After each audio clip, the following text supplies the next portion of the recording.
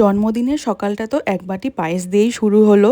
আর মায়ের হাতের পায়েস ছাড়া তো জন্মদিনটা কমপ্লিটই হয় না। আর তারপরে সন্ধেবেলার জন্য এই ডেকোরেশনটা করছিলাম নিজের হাতে।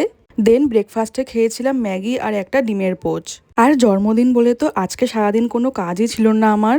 নিজেকে আজকে অনেকটাই টাইম দিয়েছি। তারপর তো স্নান করে এসে এই সিরামটা একটু অ্যাপ্লাই করলাম আমার হেয়ারে।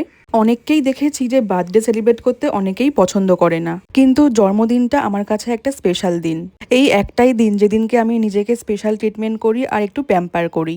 যাই হোক, স্নান করে উঠে তো আমি আজকে এই নতুন কুর্তিটাও পরেছিলাম। আর তারপর তো বসে পড়েছিলাম লাঞ্চ করতে। আর লাঞ্চে তো আজকে মা অনেক কিছুই রান্না করেছিল। তার সাথে ছিল আমার প্রিয় মাটন। আর এদিকে দেখো, তাড়াহুড়োর মধ্যে আমি হাতে নেল পলিশ পরতেই ভুলে গেছি।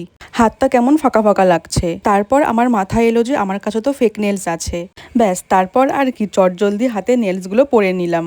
আর এখন দেখো, নেলসগুলো পরার পরে হাতটা দেখতে কতটা সুন্দর লাগছে। চলো আজকের জন্য তাহলে এটুকুই। তোমাদের কেমন লাগলো জানিও। চলো বাই।